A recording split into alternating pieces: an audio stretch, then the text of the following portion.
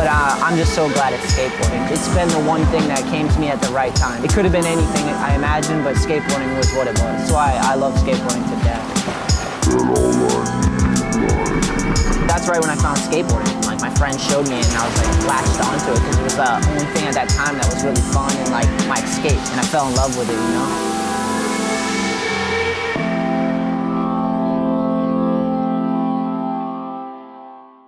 Oh, there we go. It's you heard Yeah. it say that? Yeah, it gives me like a warning. Yeah, that is a trigger warning, dude. Shit's gonna get weird today. Just kidding. That's all right. I can handle. Oh, dude. So when you said you were down, I started getting excited and I started watching like the Weekend Buzz again and going through them and just like falling in love with them again, dude. Yeah, I miss. Sorry, say it again. I miss it. Yeah, maybe that's a good place to start, man. Where did the brainchild come from with Weekend Buzz? You can hear me, okay, right? Yes, sir. Okay. It came from actually my free lunch interview. For some reason, back in like 2010, Jesse Fritsch and those guys, they were doing. Do you remember Shred or Die, the website? Yes, I do. So that was like Tony Hawk's project. I think he was partnered with a professional BMXer, I forget who, and it was a combination of like skater YouTube, like you could upload your own videos and start your own profile, but they also made content and free lunch was like their main show. Yeah. But at some point, and I don't really know why, because it's not like I was, some like skate famous dude or whatever. Like I had my blog and, I hung out at events and stuff, but they asked me to do a free lunch. And I guess just the way that free lunch went, like with all the things I said, it was like people thought it was funny or controversial or whatever. So when they basically Shred or Die became Ride Channel at some point. Like Tony struck a deal with YouTube and they needed to come up with programming. So because of that free lunch, they had asked me like, do you want to do a show? And I was like, I guess. Like I was never someone who wanted to be on camera or anything. So I was pretty weird and nervous about it. I didn't view myself as somebody that everyone wanted to like look at and hear from. Yeah. And they wanted me to do, it was before Skateline existed, but they wanted me to do that.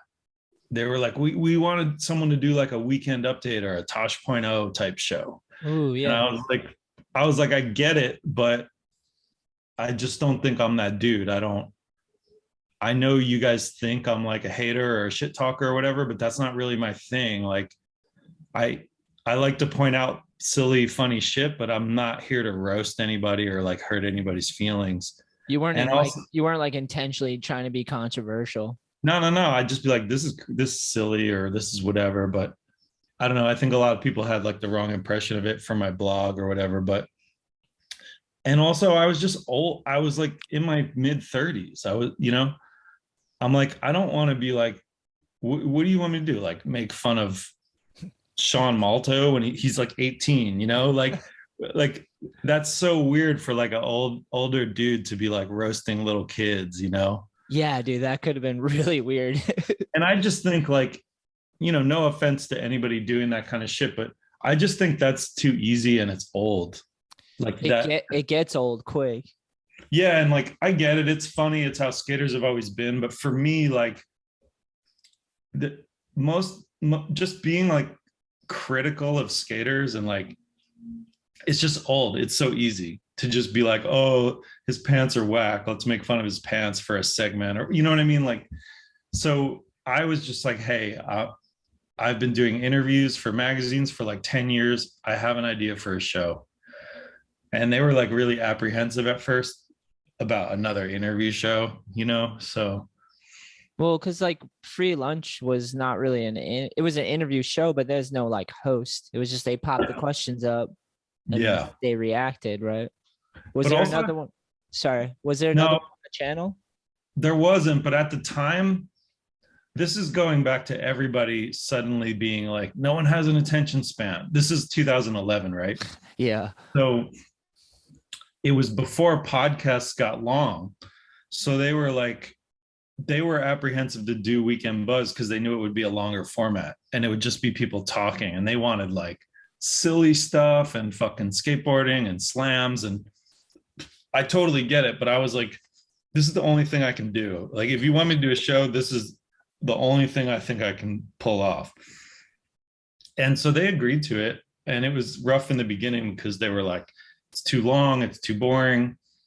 But over time, we developed it, and it actually ended up being the longest lasting of the original shows on Ride Channel. Dude, over 200 episodes. Except for Free Lunch, like that stayed as well.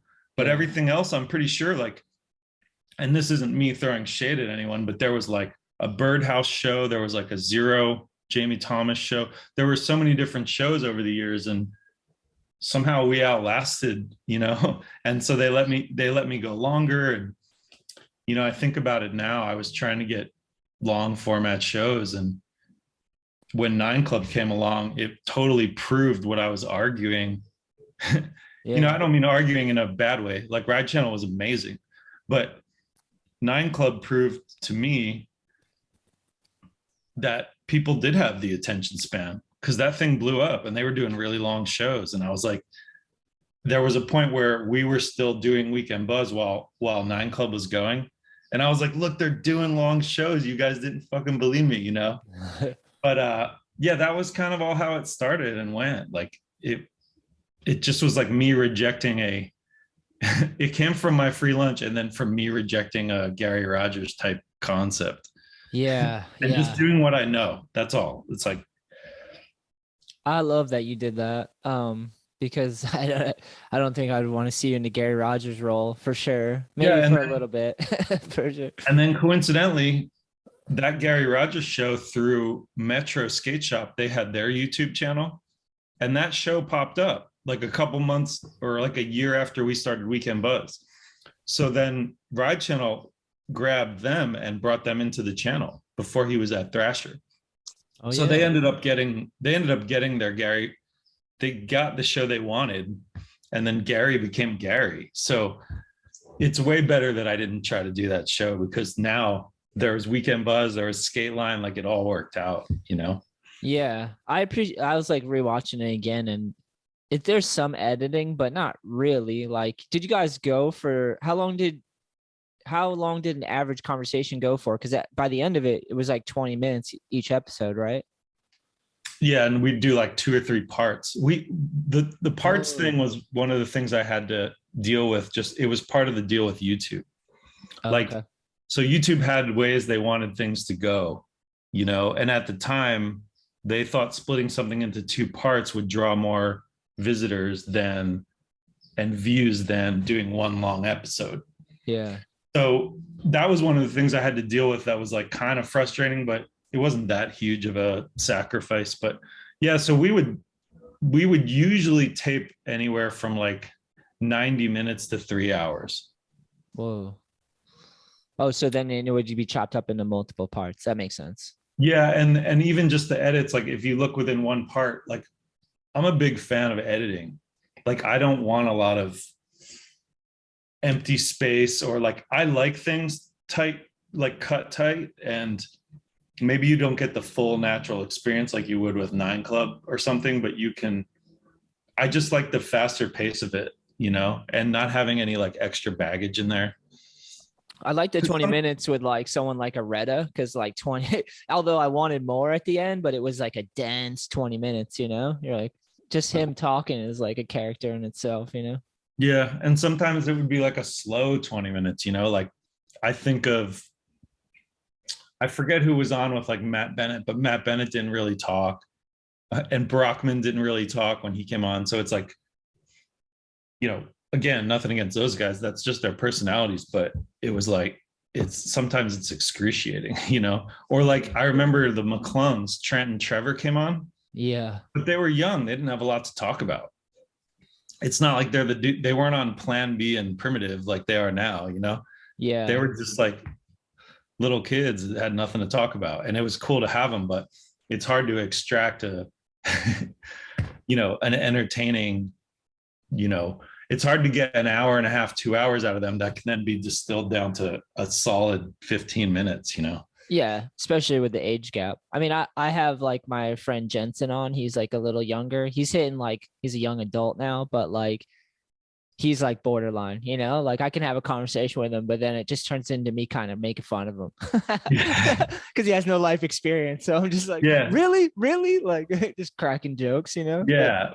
Well, that's different because he's your friend. Like when someone like the McClungs walk in the door and I just met them, yeah, it's really challenging at that point to be like, they don't know me. They just think I'm some old dude asking weird questions. Like, I don't know what they think of me, and I don't know a lot about them because their careers haven't expanded yet, Yeah. So that gets challenging, Totally. It's hard if someone's not naturally talkative too, like just trying to get them to open up with a 20-minute time limit or whatever, like not having a long time to let them get comfortable and talk it out. We didn't have a time limit on the interviews. We just edited them down. Okay. Yeah. That makes more sense then. So, we'd be sitting there for an hour or 2 hours.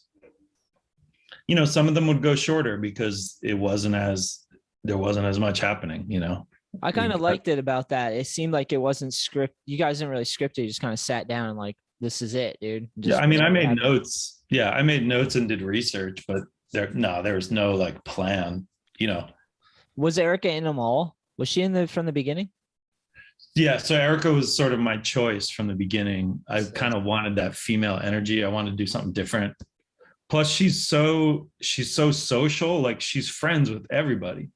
So I was like, it would really be rad to have her here, to have the guests be sort of more relaxed and comfortable, because I'm more of an introvert. Like I go to video premieres and events and stuff, but I don't run around socializing. And Erica is just like, she's amazing at that.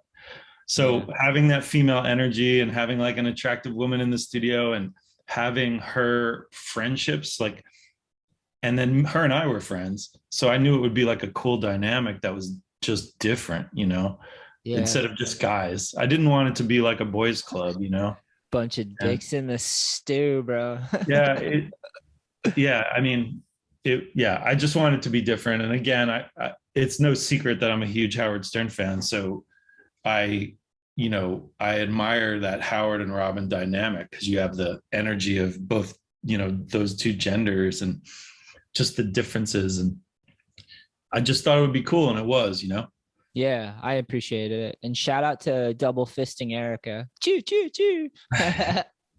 That's so funny, dude. Like, that doesn't sound good when you say it.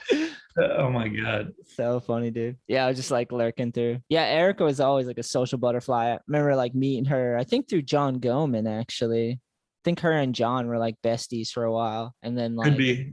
Yeah. And then I got to meet Erica through him, possibly, or Billy Marks, one or the other. But yeah, she was always so cool. Do you know what she's been up to? I haven't talked to her in a long time. She's like she's been traveling for like, I was just DMing her on Instagram because I was like, you should write a book. She's been driving around the country for, I don't know exactly, it seems to me like a year or so. She's basically driving around the country. She has like a vintage clothing business. Like she thrifts and finds vintage stuff and then like resells it. Sick. But along the way, she's like meeting like crazy local strangers in all these spots. And she's obviously like meeting up. Like right now she's in Jersey, I think. So I've seen her post like a ton of shit with like Brian Anderson. And, like I can tell where she is by like who she's posting with, Yeah, I'm like, oh, she must be in like this state or this state, but I'm jealous of what she's doing. Like, we're not like super close or anything, but we talk every once in a while. I'm like, man, like you just like packed up and are driving everywhere. You should write a book. And she was like, I should be doing, she's like, I've been writing stuff down and journaling, but I should do a better job at that. And so, yeah, I mean, I know she does like some freelance stuff, I think. Like she was I don't know, the last time I talked to her about work, I think she was like helping out Volcom or I don't know, but that was a while ago. But I think That, she still helps out at some brands when she that's can. cool that she has her own like little adventure going with the clothes and stuff. That seems really fun too. I'm so jealous of just like I'm never ballsy enough to just pack up and do that. Like I'm always worried about financial stability or like letting down my employers or something, you know. Yeah, And yeah. I'm so jealous of that ability. Yeah, yeah. I've been lurking on the Muska lately, and like he is like a full on like bought a piece of property. He's like he has to farm and stuff. Oh Like wow. just talk about like picking up and like doing something new. Like pretty wild, dude. I Have you like that. have you seen that at all? Have you followed his Insta at all? I don't. I mean, I'm pretty sure I follow him, but you know how the algorithms are now. Like you won't see someone for like months. Yeah, yeah, yeah. It's crazy. They always change the shit. The other night I was going through like the list of people I follow, like cleaning some shit out, and I was like, dude, I haven't seen this person's post in like months. And Yeah. I click on and they've like posted within the last 3 days, and I'm like, oh okay, like it's just weird. You just don't see it. Yeah. Well, you should lurk the Muska because like I I think what happened was he like stopped working for Supra and then he just like kind of found like went on like a spiritual quest, dude. I was like watching for a minute. He was just like kind of drifting around and then like he bought some property and he was like, I think he had like a video where he's talking to the guy selling the house and the guy's like teaching him about how to run a farm because he's about to buy a farm. It was so sick to see Oh Muska just wow. like, yeah, just like a whole new thing, like just switched up everything he's doing in life and like just positive attitude and like going for something cool and different and like it was insane. It's insane to see. Yeah, I think it's actually really cool. I don't know that everyone gets this opportunity, but if you have a career path and you succeed, sometimes you burn out, sometimes you're just a person who yearns for like more, you know. Yeah, But it's really cool to have the opportunity to be like, I want to stop everything I'm doing and like switch gears, you know. yeah. And I've been kind of in that phase recently. I'll explain more later, but it's there's a documentary called Blood into Wine. It's the lead singer from Tool started a winery and like a wine company. I actually knew that. I listened to a Yeah, podcast and he was explaining he was very excited about wine for sure. it's a really cool documentary in the sense that it it depicts exactly what we're talking about. Like this dude has really successful bands, Tool being the main one. He's got more money than he knows what to do with, and he left LA and moved to Arizona and like basically built a winery like a long time ago. And it's grown and grown and grown, and now he has restaurants, he has farms, he has, and the documentary is not about him being like a rock star or anything. It's more about him discovering in his 40s that he wants to do something different. And Yeah. like it's just inspirational in the sense that I don't know that a lot of people think they can just stop what they're doing and start a whole new career path. I think people just they think they want security and stability, so they stay in the one zone their whole life, you know. Yeah. And there's something really cool about um, stopping what you're doing and then doing something totally different, you know. Yeah. And it helps if you're successful in like a certain domain first and you get that under your belt. Obviously, you have the name and the capital to Yeah. help launch it, and the financial stability. Yeah. But I yeah, I it's totally cool. get that, man. Like just being scary to like just switch it up, you know? Well, It's you switched out of pro to, you know what I mean, to like working for brands and like owning a brand, you know. yeah, I was fortunate because I was like kind of like gravitating towards like being independent my whole life, just trying to figure out how to do everything. And like I always like was drawn in by the business side of things when even when I was riding for the companies, I was like, whoa, this is I always admired like the people behind the scenes. Like the pros are sick. I fan out obviously in the skating and stuff, but I always liked like the filmers, the photographers, the team managers, like all the people working in there. And like I was like kicked it with them, you know, and that like kind of set me up. So when the pro thing was over, because I was never really good at the pro thing anyways, like I could skate good, but like I wasn't like the dude who, I wasn't like the coolest dude ever, you know, It like I wasn't wasn't gonna be your like. It wasn't gonna be your Yeah. like long-term thing. Yeah, like there's only so many dudes that get that too. It's like cab, you know, like there's only so many dudes Yeah. that like cement a role and have a thing, and it just keeps Tony Hawk and like, and to be honest, like I'm like you, I kind of like am naturally introverted because I like that's just how I grew up, you know, and so I wasn't always like I need to be the star of the show. I always wanted to like work for it and be part of the team on the skate team. I didn't want to be the star per se, but I wanted to be part of the team, you know? Yeah. Yeah. Funny, weird side note. I was like watching the weekend buzz too. And then I was like wondering if if Retta's favorite food is still pussy.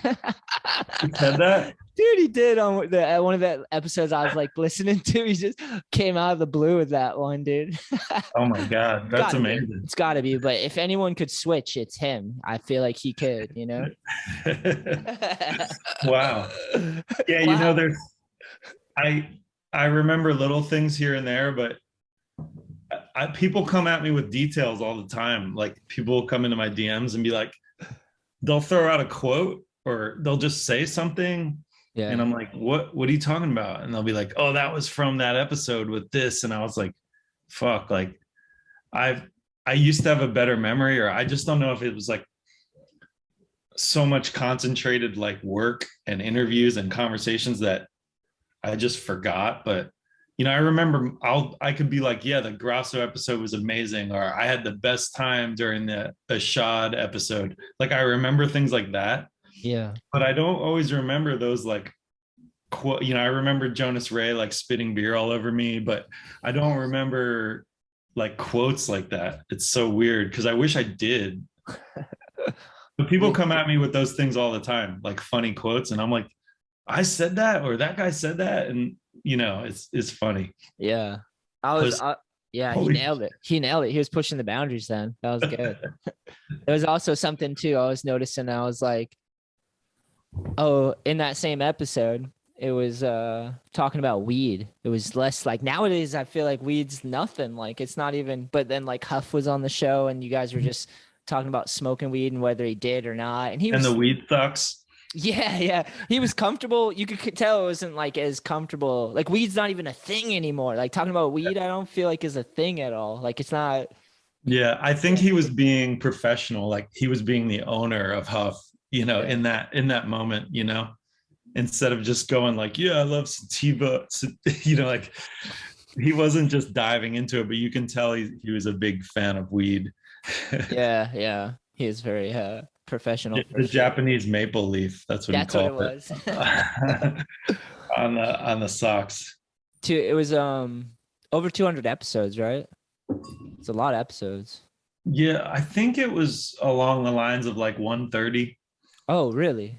For some reason, I thought it was more. But I mean, if you add up the amount of guests, it was like close to 275 guests because sometimes we had 2 or 3 people. Whoa, that's heavy. Yeah, it was a lot. It was 5 years with a couple breaks in between, 5.5 years with like a little breaks here and there. Did you ever get burnt out on it, or was it did it spaced it out enough that it worked?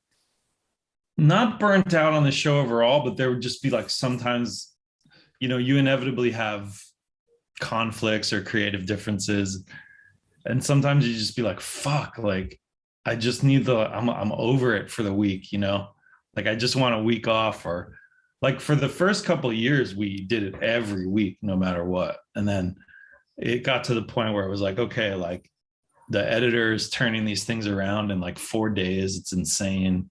Like, so sometimes we would like take a week off, or sometimes we even took like a month off to like regroup and get more guests lined up and tape more shows, you know. Sometimes we do 2 or 3 in one day. Yeah. We'd tape them. Like, but overall burnt out? No. I think our big thing was, I think it ended mainly because I would say it ended just because we were all kind of like, it's not like we were making a living off that show, you know what I mean? and Ride Channel was changing, and it was like we were all, you know, focusing on, like, Erica's focusing on her regular job and me focusing on other projects. And we had interviewed so many people that it was getting harder to get guests. And we were just like, maybe we should call it before it gets like too boring, like for us or, you know, or the audience. And we were kind of all just okay, like calling it, you know, there was no like major like ending or catastrophic reason for it ending. Like no cancellation. God damn it. we were just kind of like, I think we've done enough, like all of us. I think we loved it, but yeah, I mean, you get to those points where you're frustrated, but I personally didn't burn out. Like that was some of the most fun stuff I've ever done. Like, you know, so. Yeah. I mean, watching it, you can pick up on the fun of it all, man. Like just watching this, I watched a shitload of them back in the day, but then I like started rewatching more because I knew we were gonna catch up again, and I was just like wanting to go back in, and I was just like looking at all the names, and then I'm like watching how you guys did it, and you guys just did it where it was really awesome. It was kind of confused, like I don't know how you guys manage multiple guests sometimes, because that's like kind of hard, but you guys did a good balance between you and Erica bouncing back and forth and giving people space to talk and like let them be themselves. And like, it was a good dynamic, man. Yeah, I appreciate that. Yeah, we didn't really like rehearse or have a strategy. It was literally like, hey, Erica, here's the notes. Like all the way back to when she started, I would make notes. I would give her notes because I know she's not skate nerding the way I am. Yeah. And then she would have notes or personal stories from like a time she hung out with people and add those in. And we would just sort of silently communicate. Like I was kind of driving the ship, but then I would just sit back and like look over to her and let her do something, you know? And there was no master plan. It was honestly just like, let's sit there and see how it goes, you know? I appreciate that. And it felt like a podcast. Did you guys consider it a podcast? You know, what's so weird is I guess like, to me, the term podcast is just another word for like radio, you know, like I've heard people and seen people say like Weekend Bud wasn't a podcast and I'm like, well, I don't really know what it was. It's a talk show. It's a podcast. I don't know. Like, what defines a podcast? You know what I mean? So to me, it's like just having like the people that host it create the show and it be free and not scripted too much and just like conversational. And you guys were the show, you know, like you brought the people in and it was just a blend of like your friends and personalities. And then whereas like there's a lot of shows out there that are just kind of like they have a script and a format and like it just didn't feel like it was sponsored by like you weren't censored or anything. It seemed like it was pretty relaxed and just in true skateboard fashion, you know? Yeah, I guess like I don't know. Podcasts weren't as huge and common as they are now back in 2012, you know? Yeah. I always just called it a talk show. I've seen people like argue whether Weekend Buzz was like a podcast or not, and I'm like, well, whatever. Like to me, that just has to do with the way it's like delivered. But that's kind of early on, dude. Like there wasn't I don't think like you were saying that I might have had the first podcast, and I was like, I think I might have, but maybe not. Like it was around same time, you know, and kind of the same format. Mine might have been a little longer, but it was kind of just like winging it. I felt like I saw this Shetler show popping up before we did Weekend Buzz, but I don't remember. Yeah. And then the only other thing I can think of was, remember those Skate Talk dudes? Yeah. They did it on Ustream like way before, and they would just like be drunk in their apartment and stream, and it was like the worst quality. It wouldn't work, and that's a podcast. Yeah. But that was the only other thing I could think of besides yours, because I was just doing another interview the other day. And I mean, it's cool that people think we were the first, but I don't want to sit there and claim we were definitely the first. I think we were the ones that locked that format in. Yeah. You know, like we were there for 5 years. It's like, okay, here's this like round table format where everyone's loose and, you know, but, you know, we definitely weren't the first, but it seems to be the sort of go-to format now, you know. Yeah, I mean, Which is fine. There's nothing wrong with it. well, it's cool because like it's like radio, so you want a lot of channels and personalities and flavors. So, but the problem is like a lot of fucking epic people aren't computer savvy and can't like rig it up for themselves, and they feel like they need someone to do it. Like Ricky O has come on my podcast twice now, and like he's meant for a podcast, but I don't think he's like, I think he's working on one with him and his lady. Just imagine that. That's gonna be awesome. Ricky Ayola? Yeah, and his lady, I think they're brainstorming a podcast right now, which gets me so psyched to think about. Like a skateboarding one? Not really, just like whatever they like, Wow. like whatever they're into, they're gonna like balance each other out, hopefully, and do a show. Yeah, but like he's one of those dudes that is like, I think he's using my podcast as a way to like practice and like I was like, dude, I wish I lived closer. I would just like set it up for you so you could do it, because he's someone that can talk and like it's just like character, you know. Like imagine if Fred Gall could have a podcast and do it, you know what I mean? The stories. Yeah, he could also go off the rails. Ricky has the temper. Well, he used to. I don't know now, but yeah, there's plenty of stuff. Yeah, he my first podcast with Ricky was crazy because it was under the guise of like Clyde Singleton kind of calling him out on some bullshit from back in the day, and it was just like, that's why Ricky reached out to me. He's like, dude, I want to come on your pod and like just have my say. And then so that was that. So it wasn't quite the podcast I wanted to have with him because we had to address the whole Clyde and him beef. But then he just came on the other day and it was like the podcast I wanted to have with him, where it was just like this, like we were just talking about whatever came to mind. And like, he's really good, man. I was like, he's getting better for his podcast, you know, like that's cool. Yeah, it was really, really good, man. There's a lot of dudes like that though. I'm like, I wish they understood it. It's not that hard to do it because there's some people that really would like to do it, you know? I think there needs to be, well, I mean, when we're talking podcasts, are we talking doing interviews or doing like just talking? Just because you were saying like a talk show, but just a internet show, a way to like, there's a lot of personalities and characters that like, if they could create their own show, I don't even care if it's just audio and just conversations, or if they did it like, I don't know, there's just like a lot that can be done basically. And I think of like the amount of characters in skateboarding, you know, I guess that's why it's good that like you did like watching the Weekend Buzz got me so juiced, because I'm like, there's a infinite amount of awesome people out there, especially in skateboarding. You know? There definitely is. It's like hundreds and hundreds of people you can talk to, and it doesn't always have to be.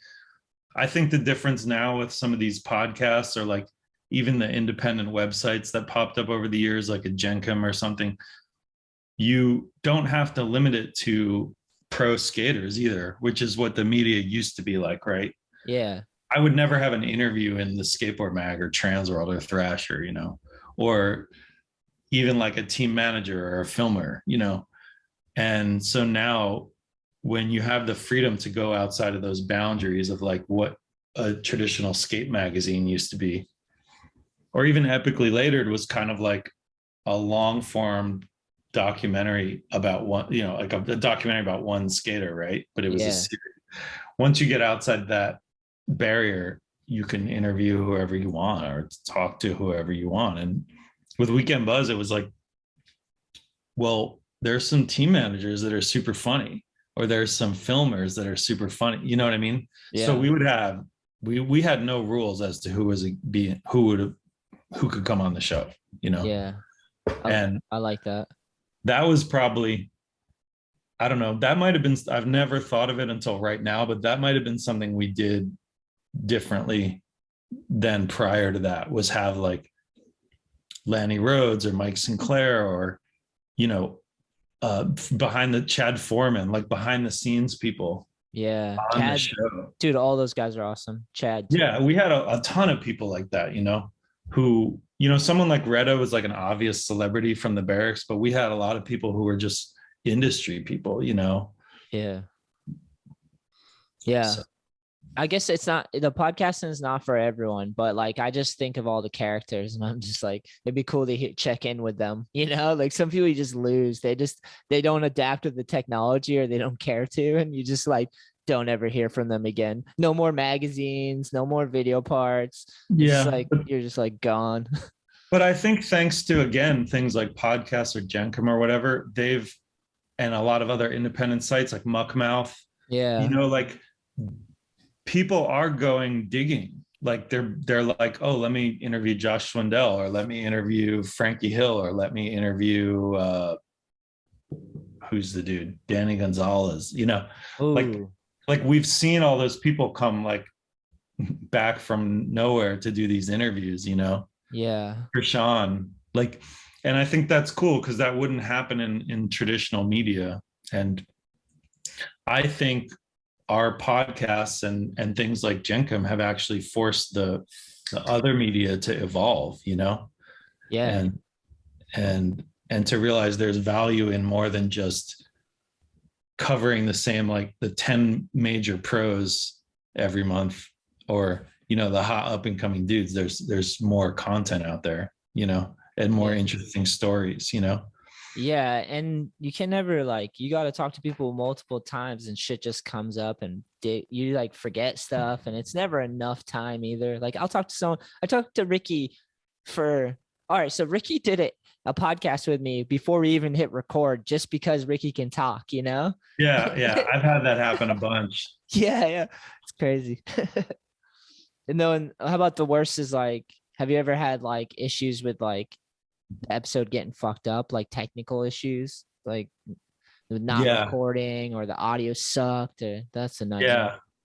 I think if you watch the Jaws episode, there was sometimes it would just be like one camera angle, because we had 3 cameras running at all times. So luckily with Weekend Buzz, which is really the only show I've done, but every once in a while it would happen at like a critical moment, so there'll be like an angle that's like all grainy, and or there'd be an angle where the audio's fucked up, so like maybe someone's mic didn't pick up the sound, but the mic, we had a mic above too, like an emergency, so the audio would suddenly, I think people used to complain about the audio a lot on our show in the beginning. That took the longest to dial in, Yeah.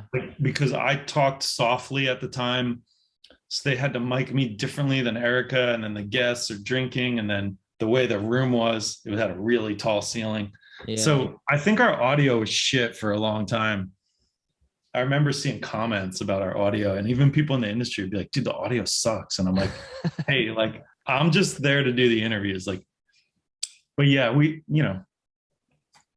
I think the biggest thing for me would be sometimes we would disagree about stuff that needed to come out of the show or stay in the show. Like what? What's some examples of something? I don't know, like I can't even think of like examples, but it would just be like, that story was really good, and then they would be like, I don't know, that might kind of cross the lines of like being explicit, and I'd be like, dude, like it's so fucking, you know what I mean? Things like that. That's what I think. I don't have specific examples right now, but no, but to me, that is the separation between like a podcast and then a show. Is like a show is like there's people telling you. With a podcast, it's like it's your own creation, and you can decide where the line is, But sometimes I like having those checks and balances sometimes, because not everybody is their best version of a creator when they just run wild and free. People need to be reeled in, Yeah. It's like, that's why producers are so important on like albums and films, or even like maybe your filmer or your TM, you'll be doing some chick that's like kind of corny or something, or wasting your time, and they're like, yo, that's not going in your part. You know what I'm saying? I've had that happen, dude. Exactly. So, and I've had it happen with editors where I think something's good and they're like, we're cutting that page. And I'm like,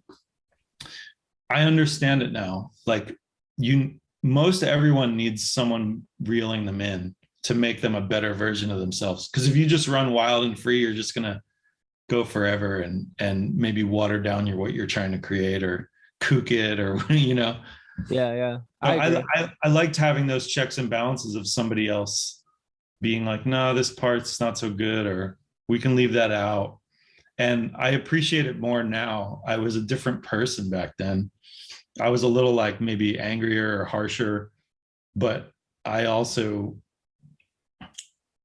as someone who's like become more of a director level at these companies I work at and stuff, like I just understand now, you know, sort of managing situations where people maybe aren't as experienced, or, you know, cutting things out to make them better. You know, I'm a big fan of editing and producing, as much as I am about creating the content. Yeah, I agree with that wholeheartedly. Like in the beginning, I'm thankful I didn't have an editor in the beginning, but I definitely, like when I first started my podcast, I definitely said stupid shit and made an ass of myself. Like it's just exploration, you know. If I had an editor, it'd probably save me some embarrassing stuff. But I guess if you stick with anything long enough, you get better, and you like edit, you start to edit yourself and figure out what works for you, you know, not edit yourself, but you start to like craft your conversational Yeah, totally. abilities, you know. You have to make mistakes. Like you can't not make mistakes. Yeah, that's what I'm saying. It's cool to learn from others' mistakes before you make them, but inevitably you're going to also make your own, you know? So. Yeah. And that's kind of what a podcast symbolized to me. It was just like, hey, I just realized I had like the ability to like create a show and try to figure out how to have conversations and express myself better. And then that's something that I could do independently, which like has helped me out a lot, you know? So, yeah. And everyone could do that if not everyone doesn't have to, but anyone who has like an interest in that or creating a show, it's like, you could do that nowadays. It's crazy, the technology, you know? Yeah. So, all right, let's switch gears, because we covered that one. But what's been up lately, man? What have you been up to? Where are you at too? I'm in Laguna Beach. Yeah, man. I love it here. It's the best. Where's Laguna Beach in like relation to like a city? It's in Orange County. So okay. If you've ever been to like San Clemente or Huntington Beach, it's kind of like in between the two. It's right in between LA and San Diego. Like it's an hour each way. Right. That's a good spot then. Mm-hmm. Totally. Because I can, you know, especially when I moved here, you know, 2004 or whatever, there was a lot more going on in San Diego. Now it's like most everything's in kind of LA. But 10, 15, 20 years ago, San Diego, Orange County were like huge with skateboarding, you know? Yeah. And a lot of the industries here was here. So, but yeah, I love Laguna Beach. It's like, it's kind of like a little vacation village. It's beautiful. It's perfect weather, everything.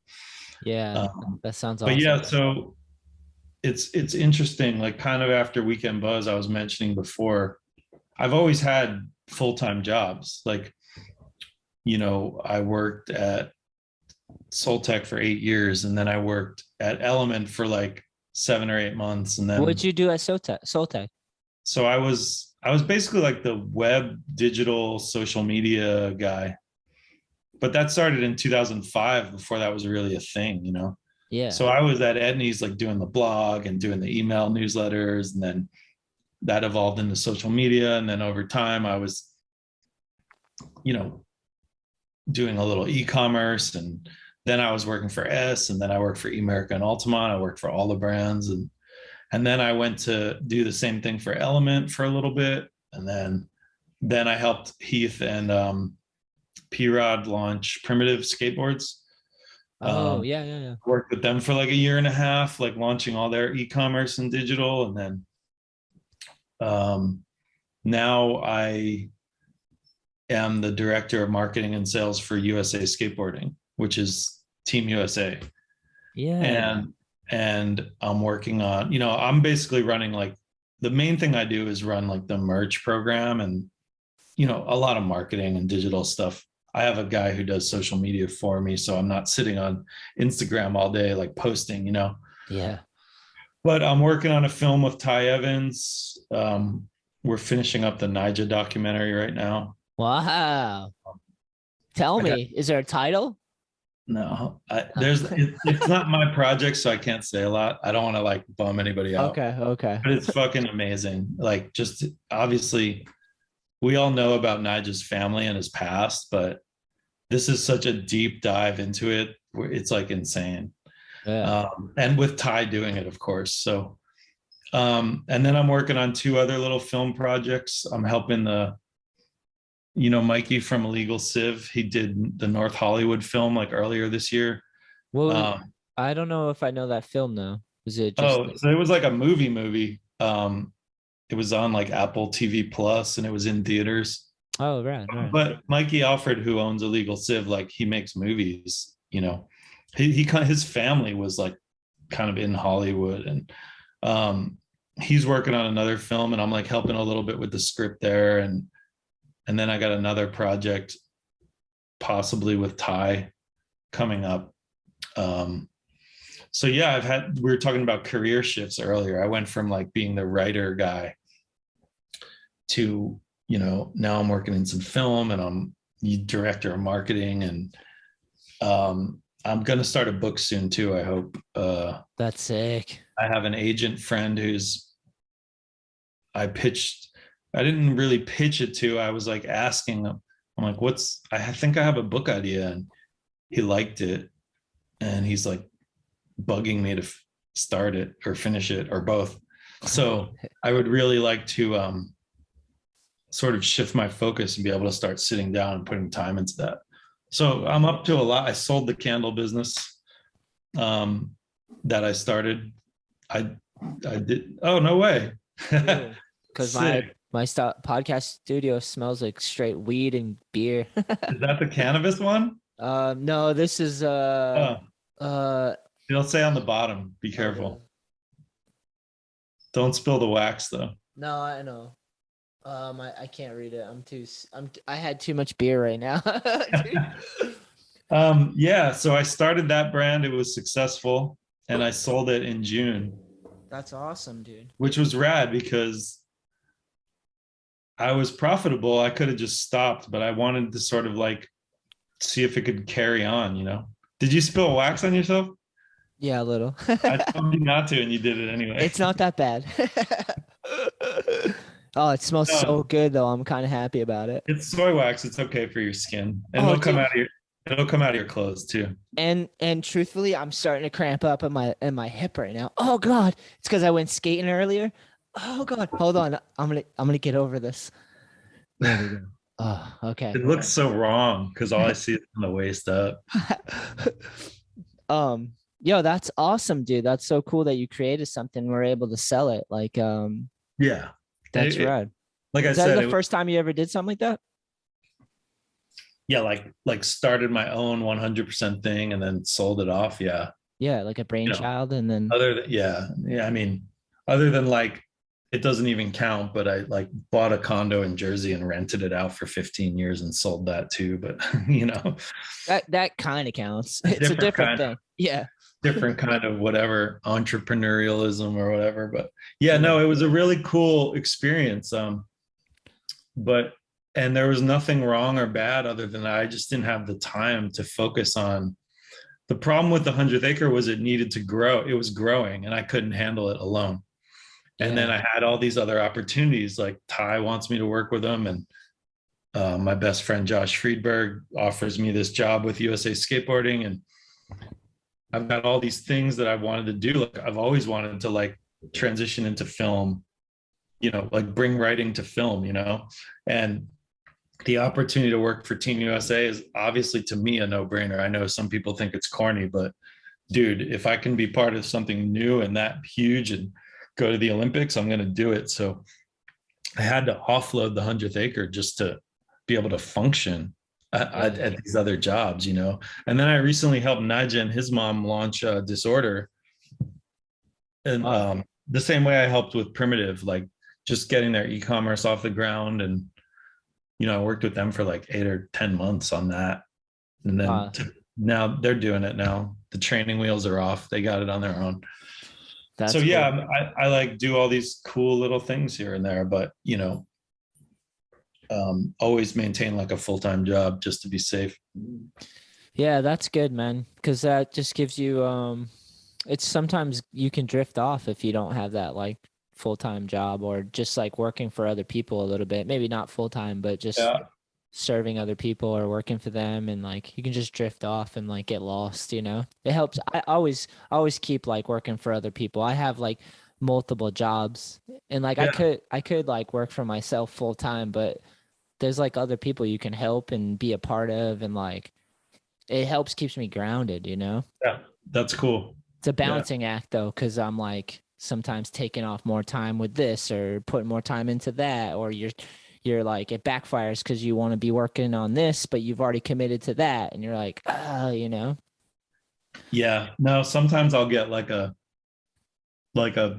to-do list traffic jam, you know. It's like Yeah. I need to do this, you know, like, and it seems like all the big stuff will happen all at once. Like, oh, you got to upload a whole season of new product to the website, but then I got to do this article or work on this. Like, sometimes I get those like jam ups where I'm like, fuck, like, how am I going to do all this, you know?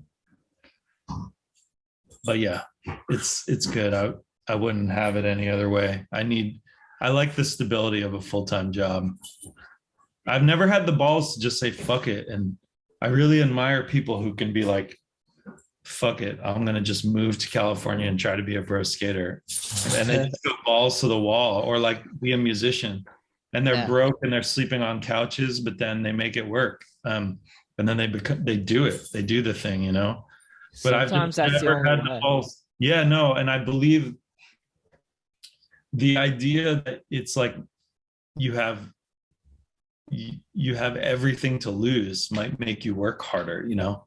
Like, I've got nothing. I have to make this career as a musician happen. I have to make this career as a pro skateboarder happen. Like, I never took that much of a leap where, you know, maybe if I had, I would have a bunch of novels out by now or something, but I always played it a little more cautiously, just because, you know, the odds of it actually working are pretty slim, you know.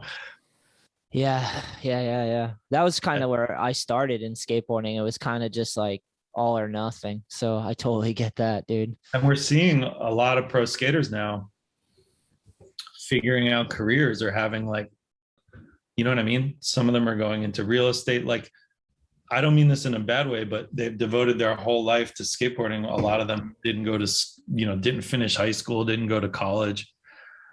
You know, the only thing they know is being a pro skater. And if they don't transition into like a TM or working in the industry, they have to like start over, you know? And so you're seeing a lot of them now are finally popping up as like realtors or having like other careers, you know? Yeah, you Which is gotta cool. expand. You gotta expand yourself if you want to like continue to be successful at anything, you know? Like you said, if you do something for so long and it's the only role you ever play, you're just like, it's sometimes you just have to switch things up real quick.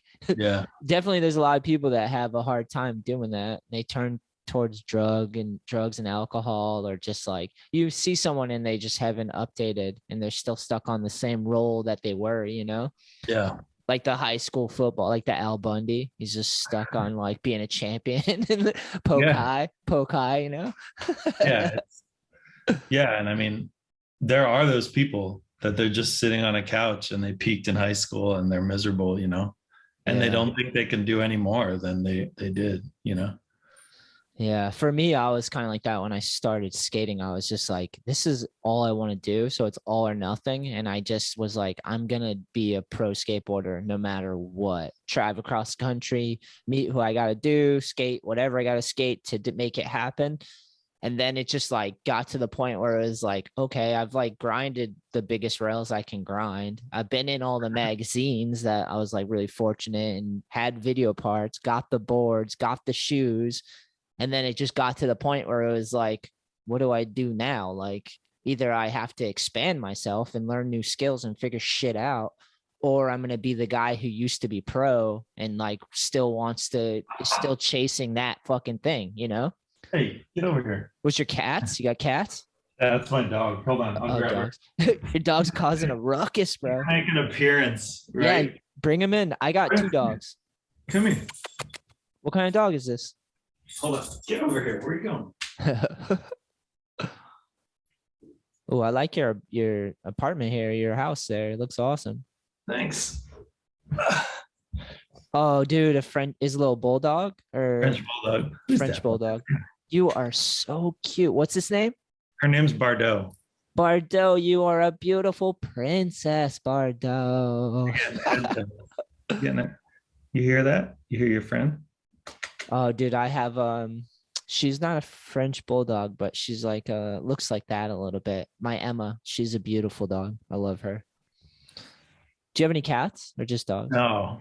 My family had cats though when I was back in Jersey. Oh, word. But what I was gonna say, so I watched that happen. Like so the skaters in my area in Jersey growing up, like I watched that happen with Tim O'Connor, Poncho, and even like not they weren't like my closest friends, but they were around, like the Cardonas and Bobby Pulio and stuff like that. Like I saw firsthand those guys go from like regular skaters to pro skaters. And I was like, I do not have what they have. And that's why I stayed in school. You know, I was really honest with myself because I had some sponsors and like compete in local contests. Like I was okay. I was maybe better than average or something, but I knew that I didn't look that good on a skateboard. Like I could do tricks, but I didn't have like a sick style. I was really honest with myself and I was like, dude, just stay in school. Like the levels that Quim and Tim and Bobby were getting to, I was watching. I was just like, dude, I can't do this. You know, Yeah.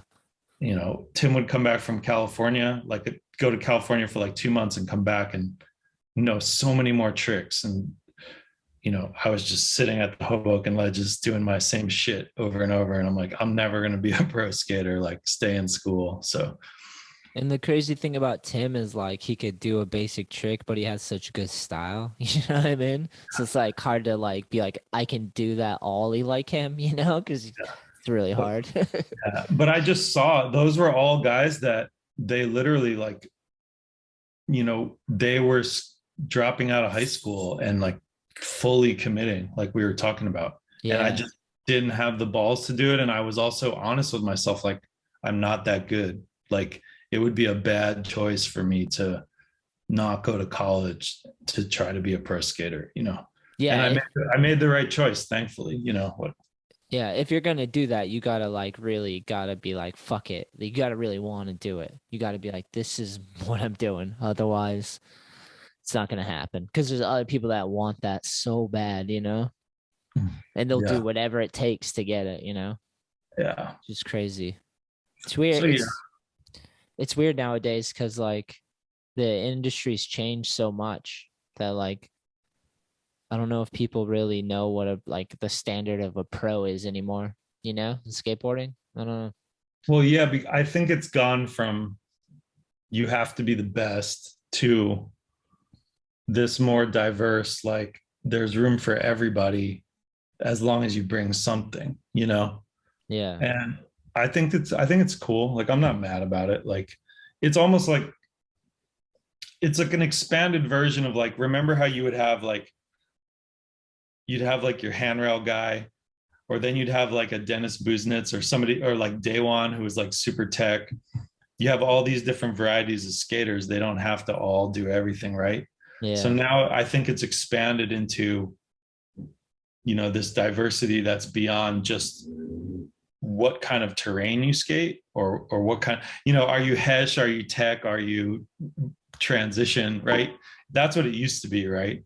Now I think it's like, are you like awesome at skating, but also bringing this like colorful personality or this like cool representation of the LGBTQ community, or, I just think it's awesome. Like, are you a role model for other women or girls that might be coming up skating? Like, I think there's more to being a pro skater now than just being good, Yeah.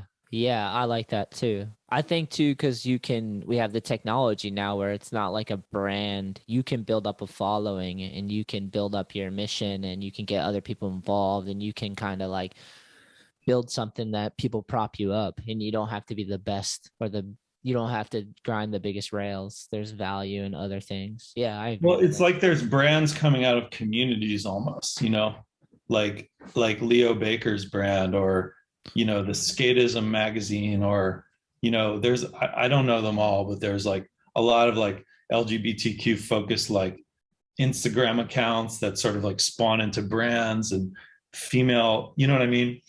And like women's stuff. And I think it's cool. I think it's, I mean, it's how some skate brands started back in the day, just like a crew of friends, you know?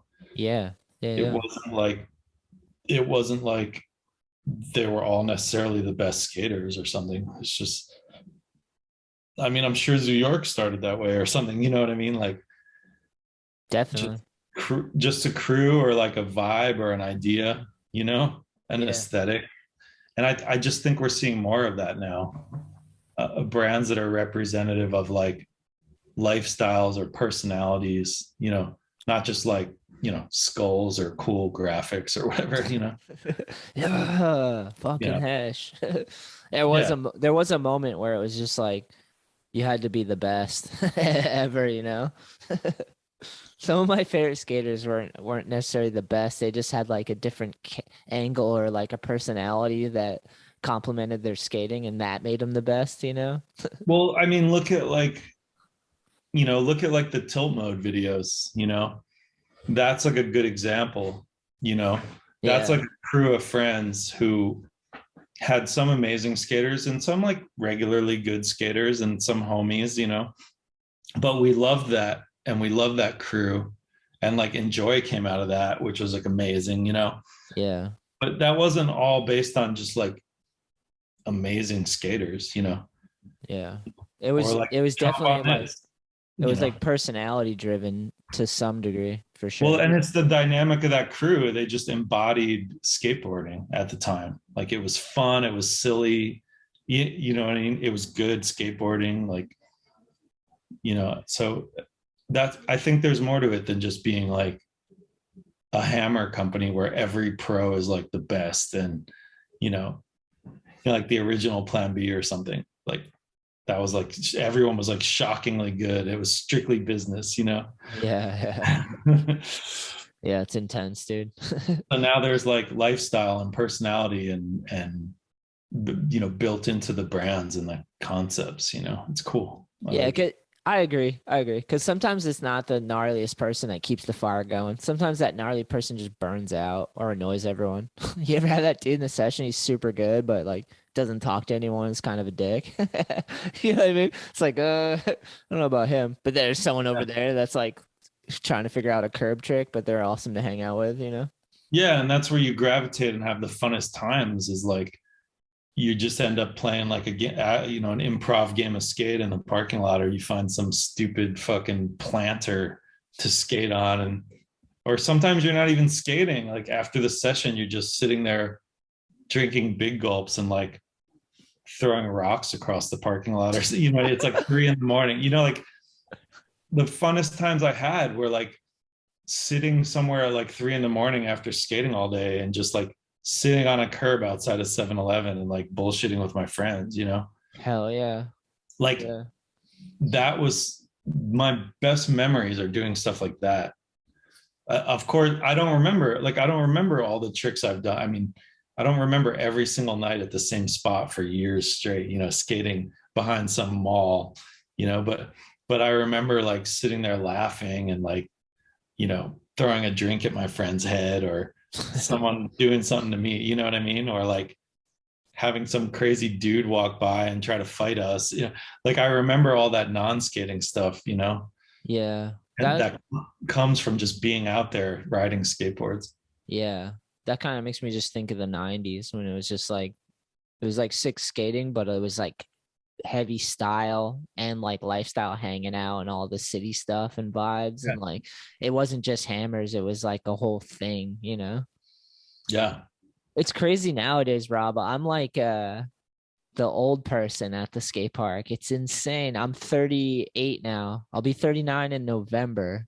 Yeah. And like my favorite person to skate with right now is a 13-year-old girl that I like used to teach. I still kind of teach lessons to her once in a while, but like I skate with her more than anyone. So fun to skate to. But I'm just like an old dude now, you know, like at the park.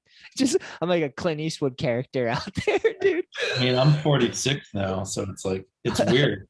I'm Yeah. so self-conscious. Skating is very self-conscious for me now, like showing up at a park with all these kids. And like even if they're not good, like let's say I'm technically better than some kid, I'm still this like old weird guy. You know what I mean? Like even if I can tray flip and they can't, I just feel so out of place and so weird. Like it's weird. Maybe it's me. I don't know. It's hard for me to like feel like I fit in skateboarding now, you know? Like it's weird to ride down the street in Laguna on my skateboard and be like, okay, am I this like weird old guy? Like, are people looking at me like I'm crazy, you know? Oh, I have that moments like here and there. It's weird Not because that I'm that self-conscious about it, like, yeah. but I do wonder sometimes. I'm like, oh, there's like a mid-40s guy skating down the street, like with a bag of Whole Foods groceries in his hand, you know? That's good, dude. Good for you. I'm happy. We need you. We need you out there. Yeah. I know that feeling though. You're just like, sometimes I go to the park like on like a weekday and like I'm like, no one's there. And I just like want to have a session, but I'm by myself and I'm like, I'm just the old guy at the park. No one's here, but I'm like still like trying to have a session. Like, is that sad or is that a good thing? And it's always a good thing. But I have that thought. I never skated alone. I was never into that, even when I was younger. Like as much as I loved skating and lived and breathed it, I just always wanted.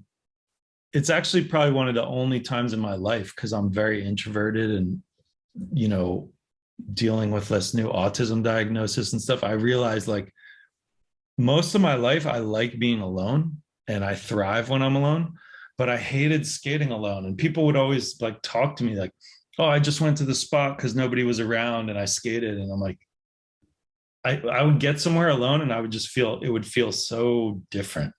Yeah. I really admire people who can skate alone and have fun. I could never do it. I don't know why.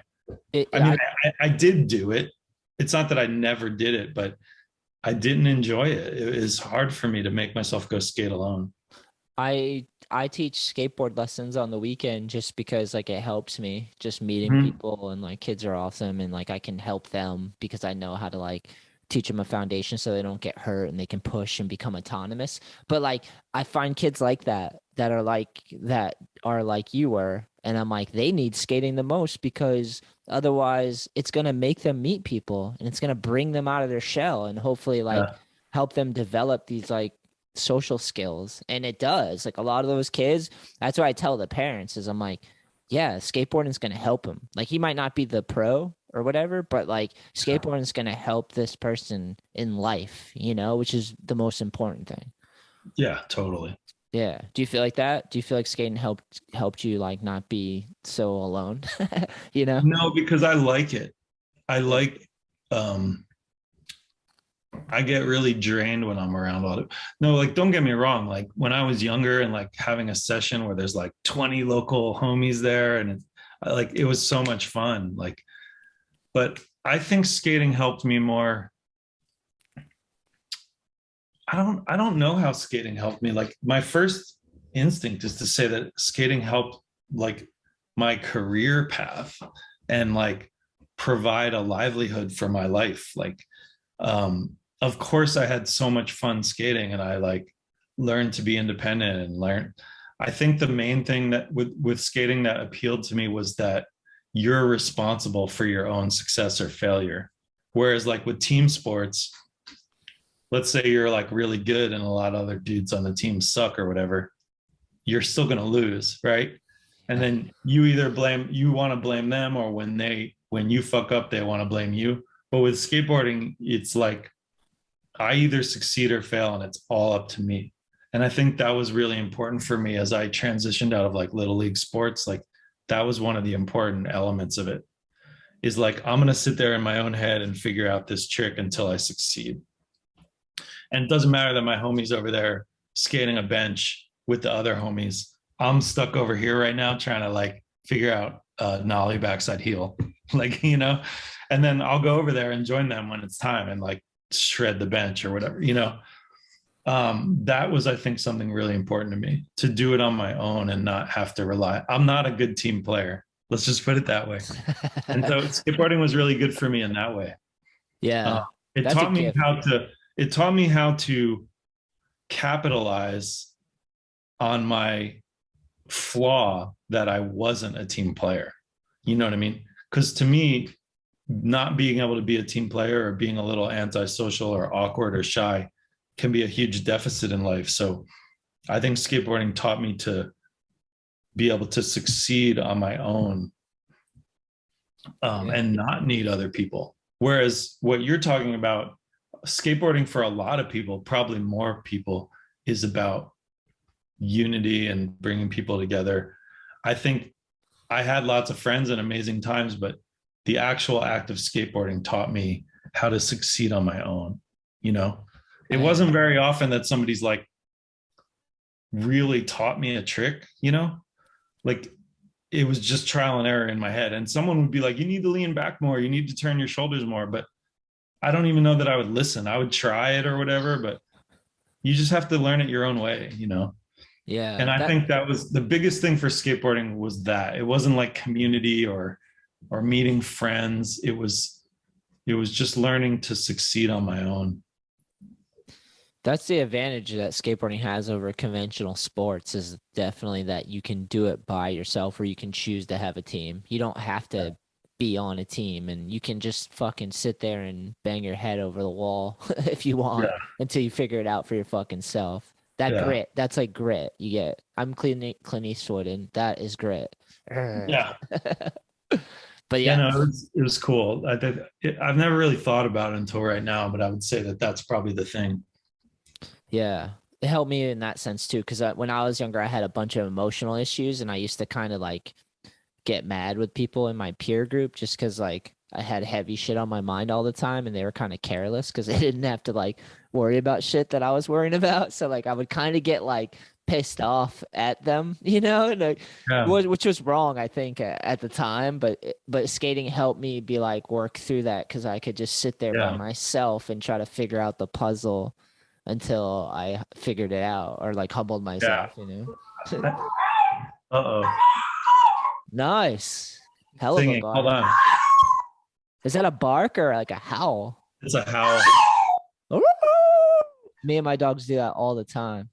Hey, What a legend. are you done? Stop it. What's her problem? What's her problem though?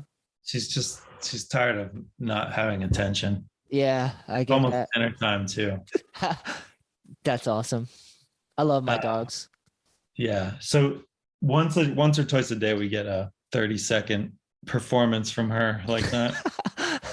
That was beautiful. I just let it ride. Once she gets out of her system, she's cool. Oh yeah, definitely. My dog Elwood's the opposite. He barks aggressively when it's time for food. He yells at my lady because she's the one who like cooks her food and prepares it. And when he's like Old Man Elwood, that's his name, Old Man Elwood, and he's on a schedule, and if it's not fucking ready, he just yells at us. He's like, roar, Oh, wow. roar, and you're like, Elwood, we're fucking trying here. He's Yeah, just aggressive. she's not that strict really with like, because I have like a nighttime schedule. I'm like pretty nocturnal. Yeah. And so we're not too regimented as far as sleep or food. It's pretty free. She must get so many kisses, dude. I would just kiss her face all It the gets a time. lot of attention, not just Yeah. from me, but when we walk downtown by the beach and stuff every day. Like, yep. Yeah. Is that her teddy bear back there? Or is Yeah, that that's yours? koala. That's her koala. Koala is a good one. I don't think Elwood's ever had a koala. He's had a bunch of squirrels and some foxies and stuff like that, but Yeah. no Australian animals. Might have to do it now. Yeah. But yeah, I think for me, skateboarding was about developing a skill, and my life's still like that. It's like I work for 2 weeks on one article, the same way you work for, could be 2 hours or 2 months on a trick, like Yeah. just like this one task, and doing it on my own without any help. And that's kind of, I think, what I extracted most out of skateboarding, and my career is that way too. It's still very similar. I don't work in big groups. I don't have big work sessions, you know, where I'm like working with lots of people. It's like I'm doing it alone. And then every once in a while, I'm like working with one person. And that's kind of how my skateboarding was, you know? That's crazy that it reflects it. It's like kind of Yeah. similar. That's cool though. That's good. That's good. Skating gave you that foundation to like work with. Mm-hmm. I'm jealous of the fact that you are writing a book or want to or gonna start one, because that's awesome. I always think about that. I'm not like, I've written some stuff, but like my spelling's garbage at times, and like I need to learn to edit my writing a lot more, because I know that's a huge part of writing, is just writing a shit ton and then just scrapping so much of it until you can craft Yeah. it down. And I imagine like trying to figure out the structure of a book and just like stick to it seems amazing. I like reading books. I've been reading a lot. So Yeah. I've talked about writing a book for quite some time, to the point where I feel like I'm crying wolf, but no, I kind of had this little breakthrough not too long ago where I realized I had the husband of a friend of mine in Jersey. I realized he like hit me up on Instagram one day, and I looked at his profile because I'm more friends with his wife, not him. And I looked at his profile and I'm like, oh, fuck, he's a book agent. And I just randomly was like, what's it like out there trying to get a book published today? Like I was a book editor. I worked in publishing, but that was in 2001, you know? Yeah. And then he was like, yeah, you know, not too much has changed. There's just more on the digital front. And when I told him the idea I had for the book and sent him some sample chapters, he was more into it than I thought. Like, and then he's like, you should do this. I could sell this. And so now I'm like, okay, like hey. She's communicating, bro. So now I'm like, okay, this is like another dream come true bucket list thing. And it's falling onto my lap that people want it. Like an actual publisher might want it. I got to figure out time and how to make this thing work. Like there's no other answer other than that, you know? Dude, So, bucket list for sure. Do it. like I said, I'm like finishing up one film with Ty, probably going to start another. I got this podcast launching for USA Skateboarding. That's like really just my show, but USA Skateboarding is, you know, helping me produce it and fund it. And then, you know, my day jobs. And now it's like a book. So, and I'm still out here like a regular person trying to handle my taxes and fucking, you know what I mean? I totally get it, dude. So yes, it's not a matter of if, it's just when with the book, you know, and I want to start it. I'm hoping I can start it this winter. I'm actually going back to Jersey I've got a long trip to Jersey scheduled in February to go back and like sit down with some of the people I used to work with. The book's about this time I spent working in a bagel bakery in Jersey. It's not like a memoir of my life. It's not a novel. It's like a memoir of this like one period of my life with these crazy people that I worked with. Whoa, it was that interesting. Yeah, it's crazy. It was really, really, what's the word? Dysfunctional, fucked up. It's not going to be a politically correct book. It's gnarly. It'll be offensive. It'll be gnarly. But entertaining, I think, you know? Oh yeah. Oh yeah. But I'm going back to Jersey to spend some time with people I used to work with, people who are still alive that I used to work with, and start the process of, I mean, I have the book kind of written in my head, but spending time with these people, I haven't seen them in so long, and it'll bring up a lot of stuff that I forgot, and like funny details and stories and anecdotes that'll go in the book. Oh yeah, the feelings will come flushing back once you hang out again, dude. So I want to go sit and hang out with those dudes and take them out for beers and do the things we used to do when we were working at the bakery, you know? Dude, Jersey Bakery sounds awesome.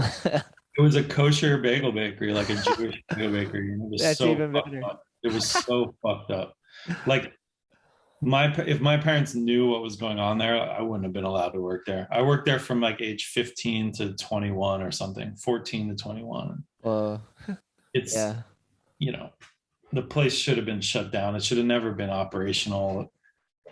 Everybody there was like fucked up on drugs, dealing drugs, like, uh, you know, I don't want to give too much away, but just the gnarliest people and situations. And I was just this little like Catholic school boy who just moved to a new town, like little white boy, like coming from this like religious family, like going into this bakery full of like junkies and fucking ex-convicts and Oh just yeah. crazy, crazy, crazy shit. Oh, I can relate. I grew up in like trailer parks and projects and Yeah, exactly. similar characters and just like trying to survive and navigate in that. Yeah, and I spent 8 years there, and I had a lot of trouble with my own family. And the sort of gist of the one of the sort of plots of the book is that they sort of became my family, the way skateboarding becomes people's family, you know. And Yeah. but you know, the juxtaposition of how unlikely they were to be like people that would take me in. It's like when you see those videos on the internet that like a baby deer's lost its mom, so like a dog becomes like the guardian of like a deer or vice versa. Like that's what it was like. It's just the most insane matchup. And looking back on it, that job was one of the like most important experiences of my life, even Wow. though when I was there I was just dying to get out of there, you know, and have Jer- a real career, you know. Jersey's such a unique place, dude. It's like there's nowhere else on the planet quite like Jersey, I dude. know it's interesting because it ends up in a lot of movies, and so there's so much like, yeah, it's almost like it's not, it's like Florida but not like Florida, you know what I mean? Yeah. Like you know, Florida's like crazy and out there. Yes. Jersey, because Jersey's closer to New York City and all that, I think it's like a little more refined. There's a little more like culture, and it's not as like hillbilly redneck or something. But yeah, I don't know. It's wild there, man. It Yeah. has a lot of history. I just think a lot of things come out of there because of its location, you know. Yeah. It's definitely one of a kind. The people I meet from Jersey are fucking unique, special people for sure. Yeah. Um, or are you still, I don't know, this, I don't know if this is inappropriate, but are you still into the Catholic thing or no? Oh no, no, no. I wasn't into it when I was being forced into it. You know, like Oh, I okay. went to Catholic grade school and it was a nightmare. And you know, like abusive nuns and teachers and just being forced to go to church all the time. I was miserable, you know. And even after that, once I was in high school, my mom made me go to church every Sunday still until once I got my driver's license and a job. Well, I got a job way before I got my driver's license, but part of my motivation for getting a job was if I could, I knew I could get out of going to church. Like when I worked at the bakery on Sundays, I didn't have to go to church. So I was like, fuck it. Like I'm making money and I'm getting out of church, you know? And then my mom stopped making me go to church when I got my driver's license. So when I turned 17, she like let me go. But I was pretty much getting dragged to church like every Sunday and every holiday until I was 17, unless I was working. Yeah. How'd you how'd you weather this whole crazy pandemic stuff in California? I mean, I loved it. Again, like I'm so good at being alone. Yeah. I the pandemic actually worked to my advantage with all these projects I'm talking about and just my mental health, you know. Yeah. Going to, you know, I started therapy again like in early 2019, and that's when I got my autism diagnosis and uh, PTSD and depression, and I started really working, putting the pieces together, like knowing that information, and really doing a lot of work in therapy and like finally taking some medication for the first time. So uh, I was having a phase like I told you after Weekend Buzz, and like I was hopping around the skate industry, not as stable. I had a little bit of a rough patch, and then everything started falling back into place and getting really good. Like in 2019, the Olympics job, the project with Ty, like my own mental health, and the autism diagnosis was like an amazing situation. And then getting the dog was an amazing thing. And, you know, it was a cool reboot for me. But I had some rough years, like, you know, employment wise, and then just mental health wise. I started getting, in like 2017, 18, I noticed I was getting, something was starting to get off. I was like angrier, more depressed than normal. Like I knew I had those issues my whole life, but stuff started feeling like it could take a bad turn. So I stopped going out to bars and stuff as much, like toned down. Like I don't have a drinking problem or anything, but it's just sometimes there's just negative energy to that lifestyle of being like in bars and drunk. And yeah, got into therapy and did that. So the pandemic life was actually really good for me because I got a lot of time alone, a lot of time to be productive and not be around all these outside triggers that were challenging for me, have always been challenging for me, you know. Yeah. And I can explain that all now that I've been diagnosed, but I never used to know what the deal was before that, you know. Yeah, because when you're like in it, it's hard to acknowledge that it's a problem and it's just not normal life, you know. Like you, especially if you've never been diagnosed with any of that stuff, it's just your normal life, so you're unaware. You're like, there's highs and lows, and Yeah, there's so many things. I used Like, to have a lot of lows like when I was younger, and it was so common that I like didn't realize I shouldn't have so many lows, you know, till someone exactly. tells you. Yeah, like why am I always so angry? Why? Now I understand the difference between like a depressive episode versus something that triggers my autism or is a result of my autism or is like a PTSD thing. And I can address those and be like, okay, like I'm having a depression moment. I just need to be ready for the next like 3 or 5 days that maybe I'm going to be like really lethargic, really like unproductive, and don't beat myself up for it, right? Like just do the best you can. Because sometimes when you like when you have like a depression incident, you think it's like the end of the world. You're like, this is horrible. You don't realize that it's just, now I know, like as bad as I feel, this is going to be gone in like 2 to 5 days, right? And if you know that, that's half the battle. Yeah, you're weathering, you weather the storm, right? You don't perpetuate it longer because you're aware. Yeah. Yeah. And then like with, you know, like, for example, like I have a lot of really bad dreams and those are like more PTSD related, right? So it's like, okay, I wake up, I'm not like wondering anymore, like, why do I keep having this dream? It's like, okay, that was that. I can like wake up and sort of maybe dismiss it easier and like go about my day, or like spending a lot of time doing this is like a trigger, you know, sitting at a cafe all day. I used to do that. I would sit at the cafe and work all day. I didn't realize all the noise was actually like stressing me out because I have some sensory stuff related to the autism, you know. So now that I know my triggers and what to avoid and how long a depressive episode lasts, and I'm on some medication, like things have gotten so much better just because I can identify and understand it all. And I can avoid things that will make it worse, you know? Yeah. And it's easier for me to go like, you know what? Go down to the beach, take 2 hours away from your work and what needs to be done, and just go fucking have a cup of tea and run around with the dog and reboot, because otherwise you're going to sit at the computer stressed all day and be unproductive. Like I've just learned all these techniques to avoid all these things that are negative, you know, whether it's anger or unproductiveness or stress or whatever. So pandemic's been really fucking good for me. And I feel guilty saying that because I know so many people are the opposite of me. They're going to therapy because of the pandemic, because they haven't been around people. And I'm like thriving, you know? Yeah. Yeah. I remember getting depressed when things started opening up again. I kind of get it. I would go downtown into Laguna and then all of a sudden it was like crowded. And I was like, fuck, like there's more people around and I can't let my dog off the leash on the beach because people get mad, you know. Like I got bummed when things started opening up.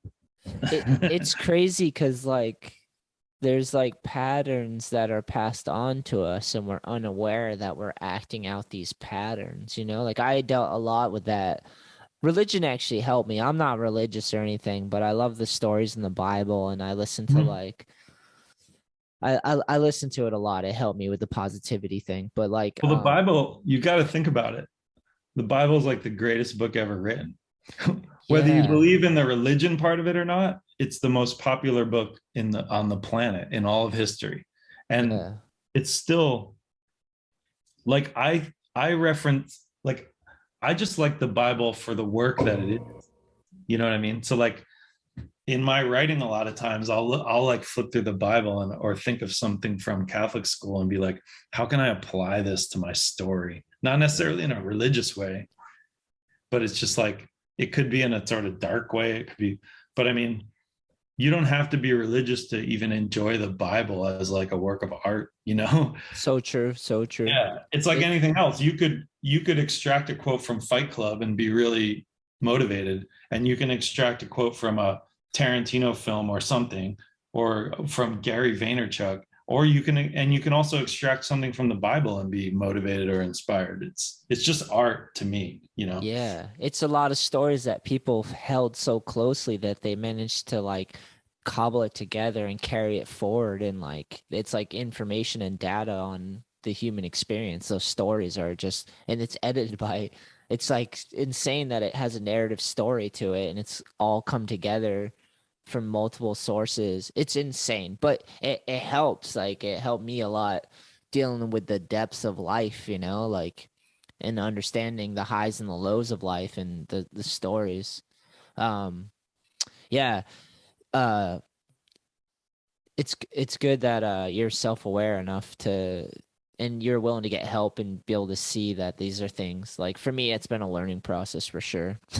Figuring out what my issues are, you know, like we have these patterns that are passed on to us sometimes that we're unaware of or we pick up, you know.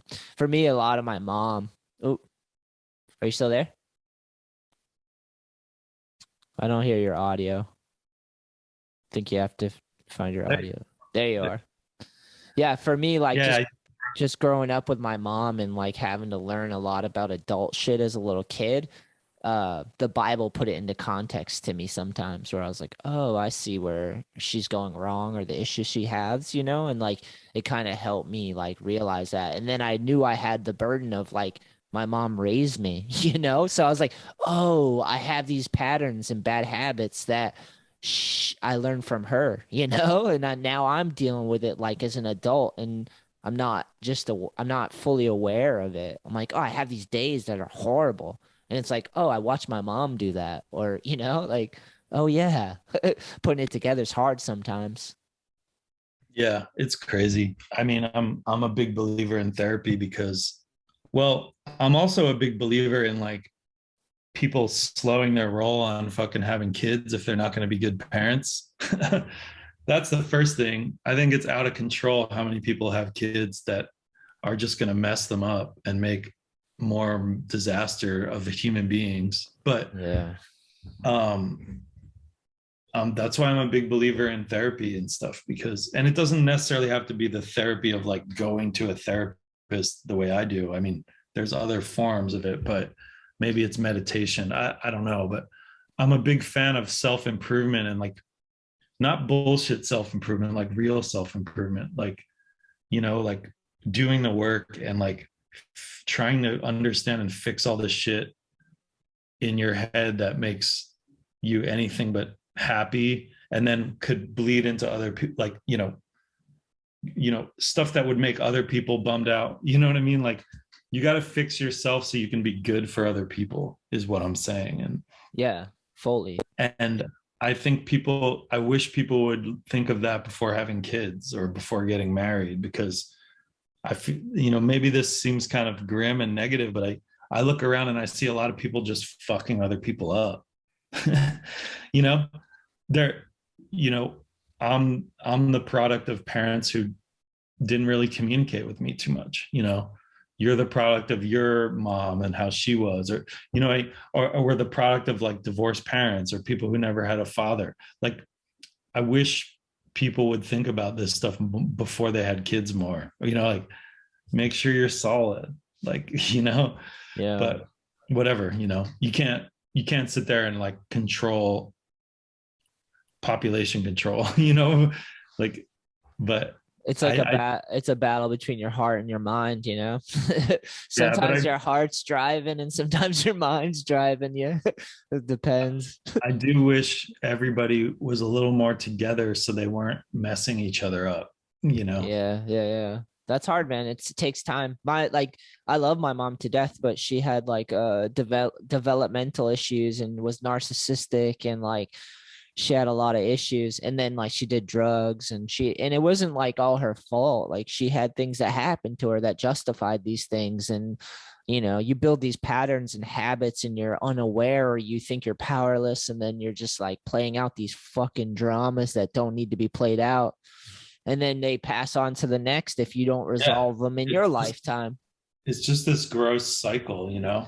Yeah. And the only ways to stop it is to either not have kids or to make sure that you're really solid and you figure your own shit out before you either get married or have kids, or, you know, have a negative impact on someone else's life that'll be permanent for their whole life, you know? Yeah. If you're going to create life. I mean, that's why I'm not married or a parent. I just have never felt like I was capable of being a good husband or a good father. And as time goes on, I mean, I'm getting older, so who knows if I'll ever have kids or whatever, but as time goes on, I do feel way more capable and better, you know? Like if someone wanted to have a kid now, that it's not like my big, I don't really want children, but if I was with someone and in love with them and they wanted to have a kid, I'd be like, I can handle this now, you know? I'm 46, I've gotten through my shit. But even 5 years ago, I wouldn't have made a good dad, you know? And I'm not saying I'm right, but I just wish people thought about it more before just like popping out kids and being like, we'll make it work, we'll figure it out, you know? Yeah. That's how you end up with a lot of messy stuff, you know?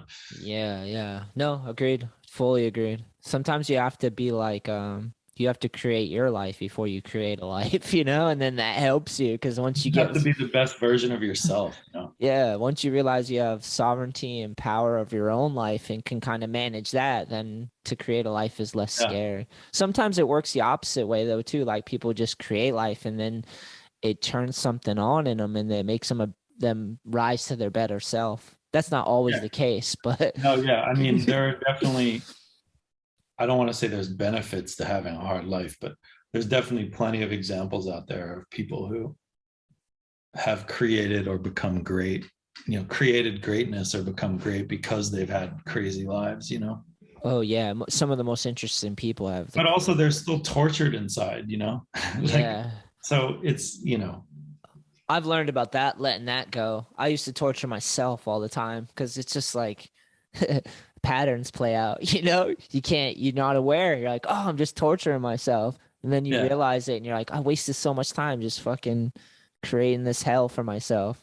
Yeah, I'm glad that I'm finally figuring it out. I mean, I'm still in therapy every week. You know, it's been like, I think that's normal though, Rob. I think that's like good for people. I think life is so crazy that we should all be in some form of therapy. Just looking at fucking. I love it. Yeah. Yeah, I love it. Because I'm like, it's like the older you, what's the saying? It's like the more you know, the more you don't know. Like looking at the world as you get older, you're like, I've lived through the fucking wars. We've lived through pandemics. We've lived. It's like the shit starts piling up and you're like, shit makes sense, but it doesn't make sense. Who's in charge? Are these people like where life is so insane? And now we see it from every angle, talking about going back full circle to the media. It's like now everyone's connected to this internet and we're hearing more expression and angles and perspectives from anybody and everyone, even people that maybe shouldn't be connected to some degree because they're just like destructive. It's like you see the whole spectrum of life now. It's like a lot. I think about kids a lot because I'm like, wow, they're like coming into this and they're getting the full ride so fast. It's insane. Yeah. It's so insane.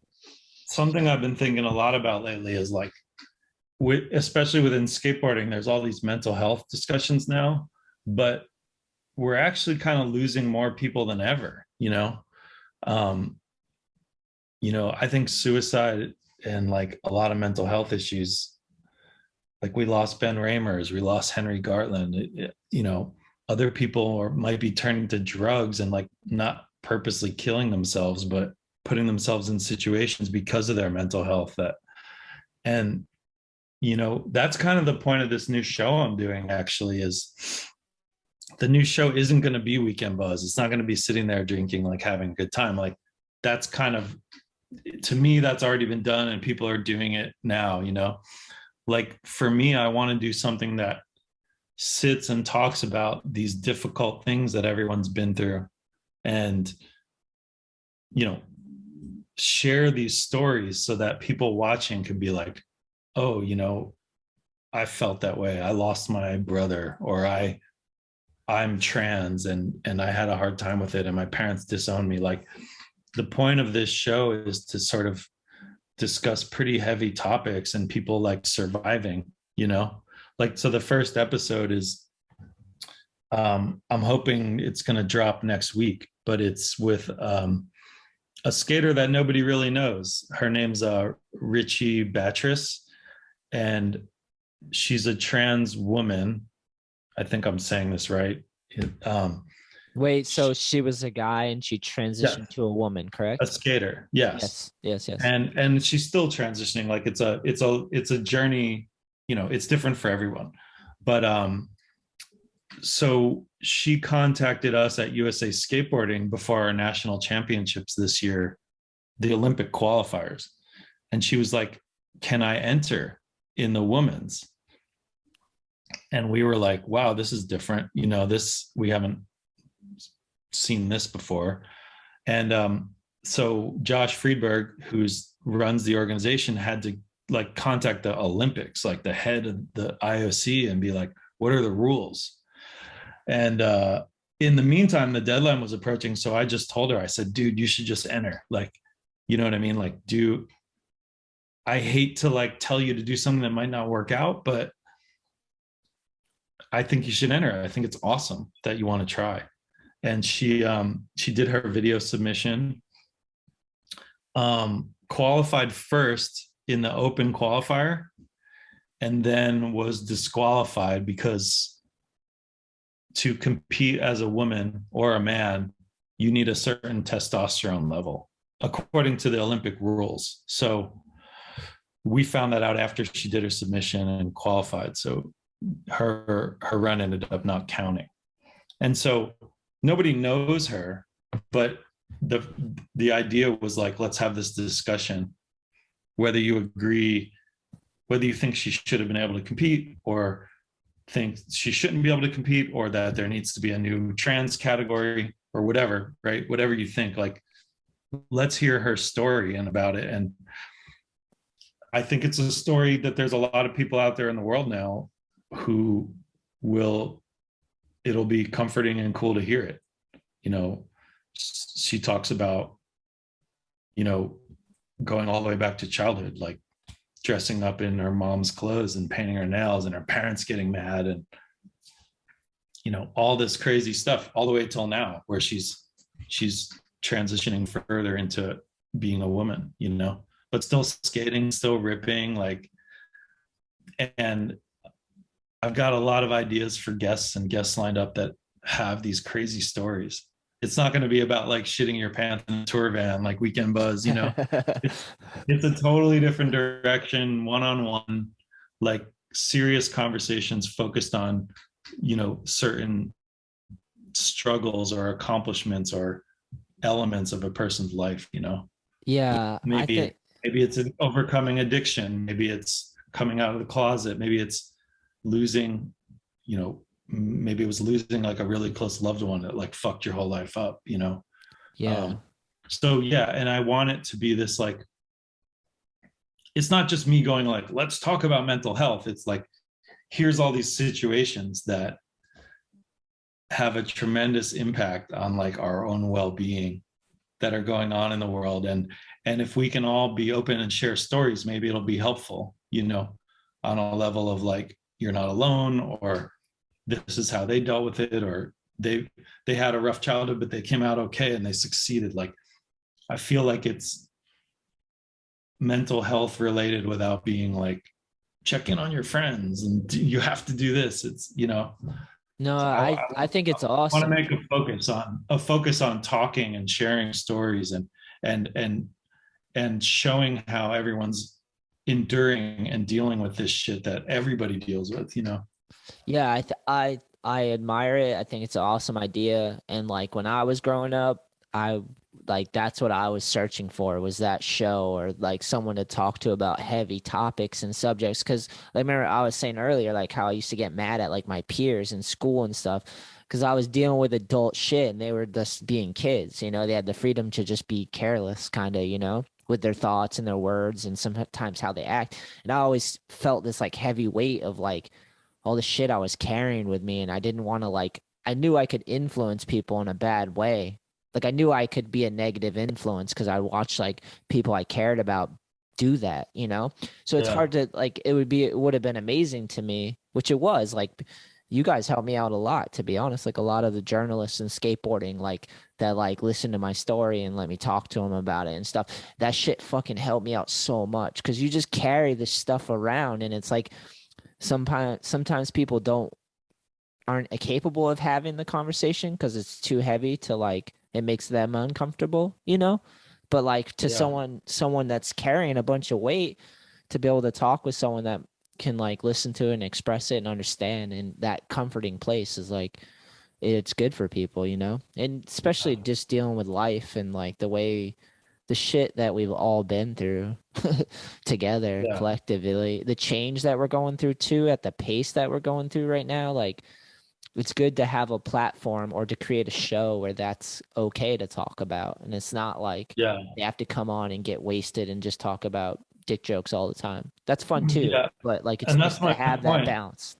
That's my point, is like, maybe it's not going to be for everyone, but this is like a heavy show. It's not going to be it. That's the intent. And it's, my other thing is like, I was talking about earlier how Weekend Buzz brought on people who were like behind the scenes. I'm almost taking this a step further.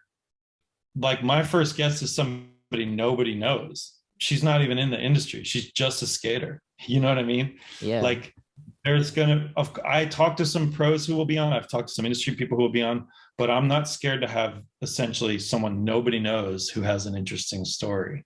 And I'm Yeah. hoping that brings a new dynamic to the whole world of what we're doing. Is like, here's what a lot of people would just call like a quote unquote nobody. Like, nobody knows who you are. Not a nobody as in they don't have any value, but just like in the world of skateboarding, no one knows who you are, ever heard of you. And but they have a story that's compelling and that's important. Yeah. So it's a little risky. I think like my first episodes with someone no one ever heard of, but the story's important. Like, she could have qualified for the Olympics if her testosterone levels were lower, you know, Yeah. and she's still on that journey to lower her testosterone. And maybe she's going to try to compete in 2022 through the net. There's no Olympics in 22, but we still have a contest series and you could get on the team or whatever. You know what I mean? Like, so, it's going to be interesting to follow her journey. In my opinion, after people see the episode. Yeah, man. That's There's cool. like the skate journey and the trans journey, like, for her. And she's awesome. With the best time talking. Yeah. That's awesome. I'm excited. Do you have a name picked for the show? I do. I'm okay not having everything set in stone from the start, but right now I think it's just going to be called With Robert Brink. Oh, nice. So I it would like that. be Anthony Shetler with Robert Brink. Whoever the Oh, guest is, the name comes first. yeah. Well, if you ever So, need if yeah. you ever need someone who's been through the ringer, I'll talk. Yeah. And we're trying to do them. We're going to try to do them all in person on camera, but the way the world is right now, some of them, I don't want to limit it to that format. Maybe some will be on Zoom. I just don't know. I don't like setting these rigid guidelines right away. I like it evolving. I think the story is what's important, not how it gets out or how it looks. Totally. So yeah. I think that if you do limit yourself to, if you did that, you would limit the stories you could get. So it's good to keep it flexible for sure. And nowadays you don't have to, you can be flexible, you know, you don't Yeah. have to. Sick, man. I think we covered it, man. Is there anything else? Did you have a question for me? Like a closing question for me, dude? Um, Do you like my artwork? I'm trying. It's not my I was just artwork, gonna but- comment. It's very bright and colorful and sunny. I like sunflowers. Yeah, my And friend. also, you're looking good, man. You got the beard going. Oh, dude, I'm glad you mentioned that because Lost a little weight. yeah, I was gonna tell you. I was like, I'm going full like New England like fisherman with the beard, and I got some grays in here. Look at my gray, dude. I'm like almost all gray. It looks good on you. I didn't even bat an eye about it. You got to learn to just own it. You know, you can't try to hide it. You got to own it with any physical feature that's, losing hair, going gray. You got to own it. I'm lucky, dude. I still have my hair. I am so blessed to have my hair at my age. Lucky. I literally look in the mirror every day and I'm like, I'm so blessed at 46 to have some hair left. No offense. No. But I got all the gray. Yeah, but it's fine. I don't mind because my father was like, he had just the side hair, like the Homer Simpson. Yeah. So like, and my father passed when I was 12. So it's like, as I get older, I'm like looking at photos of him and I'm like, I'm seeing him again, so it's kind of bittersweet. Like, it's kind of like makes me proud of it. I'm not even bummed. No, you're running it good though. Like, instead of trying to like save it, you're shaving it and it looks good. You look good. Thank you. Appreciate that. You know what I'm doing this weekend? Here's my list. Here's what I'm doing. Friday, I'm picking up the van I rented. And then I'm inviting all these Groms that I do skateboard lessons with, and they're coming to my house. Their parents are going to drop them off, and they're getting in the van, and we're driving 3 hours to Maine to my favorite place. Yeah, you like Maine? Or are you joking? No, I love Maine. Yeah, Maine. I go almost every year. What? Whereabouts? Just curious. I usually spend my time in Boothbay, like the Bath area. Okay. Boothbay. That's sick. Yeah, it's beautiful. So what are you doing? There's actually an indoor skate park in Bath. There is. I knew that actually. And it's like a youth center too. Like they have like, it's not just for skateboarding. Like any kid can go there and hang out, and they have like ping pong and games, and then there's the skate park, and they have like a little skate shop. But it's pretty interesting concept actually. It's like a youth center for kids who are maybe like running away or need somewhere to stay or hang out during the day. Like you might actually like, it might actually be a good place for you to visit. Yeah, I think I've been trying to get there for a while. I forget the name of it, but it's in Bath. I stopped there the last time I was there. I'll look it up for sure. You know who lives in Maine now is Brandon Westgate. He moved to Maine. He's in Maine? Yeah, he sold his cranberry bog and moved to Maine. Bought a new house. That's amazing. Yeah, it's crazy. I never pictured him as a Mainer, but he's so then we're gonna get footage from May to October from him. Because it's a long winter up there, man. Because like I usually go every October for my birthday, and everything shuts down after Columbus Day. Or I think we've renamed it now. It's like Indigenous Peoples Day or something, which is cool. But yeah, like the second week of October, everything shuts down. Yeah. And it's starting to get really cold at night. And I'm like, okay, well, I don't know. I always think about if I lived there skating. Good for him, man. I love it there. I want to own a house there so bad. All my family moved to Maine. My Nana's had a house there, and then like all my cousins and my sister, they all just like moved to Maine. It's like to get away. I think they want to live on Maine. It's beautiful. Time. It's like untapped. It's everything looks like a watercolor painting. It's just like the people are cool too. It's like they're like socially good people. Like they're socially conscious. I feel like they're not like assholes. They care about the environment. People are friendly. I love it. They like blueberries, Yeah. Maple syrup and lobsters and blueberries. I I love it. I'm gathering some groms, and there's a skate shop called Motion in Old Orchard Beach, Maine, and they have a skate park there, and they're doing a fundraiser, and all these kids that I do skateboard lessons with, and some of their parents are rolling with us too, and I'm basically just renting a van, get in there, drive 3 hours, show up at the skate park. There's going to be live music. They have a full band that plays at the top of the bowl.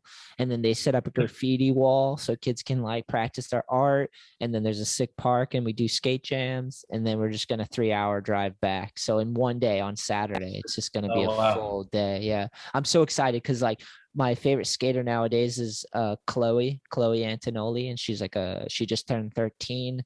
And I give her boards and clothes and stuff with All I Need. And I don't know, it's like our first road trip together. So I'm pretty juiced. Yeah, I found another park. You know, I always will. When I go on these road trips, I always sort of, you know, I'm always by myself with the dog, but I'll always like find a little skate park or look for a skate shop. And I found like an outdoor concrete park in like a little park in Portland too, I think. Yeah, I've seen footage of that one. It's pretty big actually, but not. They have like a legit park in Portland now, I think too, like a skate park. Yeah, I'm pretty sure there's a Portland park that we've been to, but I know there's a DIY. Oh yeah, right on. Yeah. Cool. Well, that's fun. I'm jealous. This was the first year I skipped Maine in like 5 or 6 years. Just like the Olympics wore me out. I was gone for like a lot, like 3.5 weeks in Tokyo during a quarantine. Whoa, you actually went? Yeah, I was there. Whoa. So like when I got home, I was like in the middle of moving from one apartment to another in Laguna after the Olympics. And I was just I'm like, dude, no more traveling this year. I need to chill. How was that as an experience? It was a crazy experience. No crowd, right? Yeah, I mean, okay, like it's not the usual Olympic experience, but obviously we had COVID and I had to stay in a hotel for the most time. Like there was a strict quarantine there in Tokyo, you know? So I basically like ate dinner in the hotel every day. And then like you couldn't go out and have like sushi somewhere or anything, like just eating at the hotel restaurant for like 3 weeks straight. Whoa. In between events. Yeah, but being at the venue was really cool. I mean, it was empty. There was no crowd. It was missing that energy. And it was really hot. It was like 95, 97 degrees every day with like a lot of humidity. Not like California hot, you know, like, yeah. So I think that fucked up some of the skaters who weren't used to it, but it was still cool. It was kind of just like watching like a street league or something, you know, like same format, like pretty mellow and organized. Like I didn't feel a lot of like Olympic craziness, like all the things that people were like thinking is going to quote unquote ruin skateboarding, you know. It was just like being there was like the same as being somewhere else, like a bunch of industry homies, the skaters, the format. It's just that there was no crowd, you know. Yeah, it was cool. It was an amazing experience to be in the Olympic Village and like see all the athletes and everything happening. Like I think Paris is in 2024. Hopefully things will be back to normal and I'll be able to experience like a actual Olympics, like in a sort of normal sense. Plus I love Paris, so that'll be sick, but yeah, not that far away. That's awesome. That's so wild, man. Well, sick, man. Well, Rob, thanks for coming on the show again, right? Yeah, and thanks for asking, and feel free to edit out the boring parts. We talked for quite a while. Never happening, dude. You just let it run. You just post it. So it's uncut. My shows are uncut. Very seldom do I edit anything, and it's because people can get to it when they want, and if they get bored, feel free to change. I don't care. To me, this whole conversation was exactly what I wanted and needed at the time. That's why I reached out. I was like, I need to talk to a friend and someone who can cover all topics. That. Yeah, no worries, man. And you're like good at conversations. You know when to listen and when to talk, and I appreciate it. So yeah, well, hit me up anytime. I'm gonna fit you in the rotation. We'll have to be keep here going. Or in private. Yeah, for sure, man. Thanks again, Rob. Yeah, good one.